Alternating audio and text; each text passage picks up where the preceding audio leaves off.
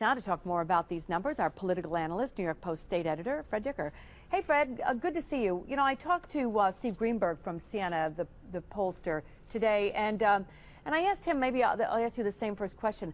The governor's numbers seem to be down in key areas that he probably wouldn't like.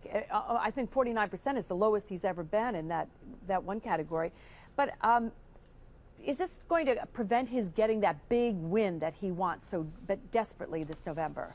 Well, I do think it reflects, Liz, a lot of problems he has out there, notwithstanding the fact that he's still in very good shape to win re-election. On his political left, as we've talked about, he has a great many problems. A lot of people are very unhappy with him in the Democratic Party. He's fighting with Mayor de Blasio in New York City.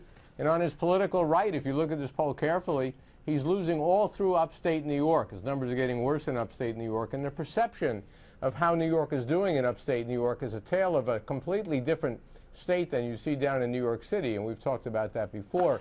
You know, this poll had a very interesting feature, some 7 or 8 questions about whether things are better today than they were when Governor Cuomo took over in January 2011. And in virtually every category, New Yorkers said things are worse today, whether it's their own economic condition or ethics in the state, than they were when the governor first came into office. That's not good news.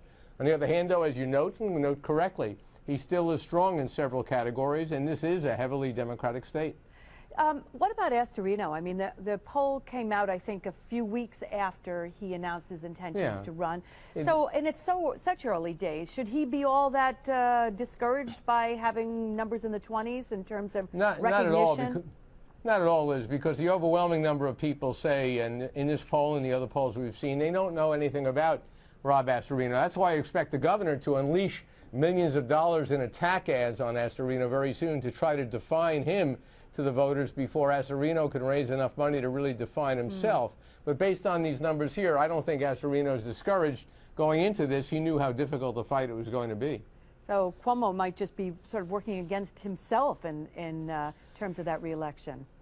Well, that may be true. You know, on a personal level, he's alienated a great many people in his own Democratic Party. A lot of Democrats are being quite critical of him.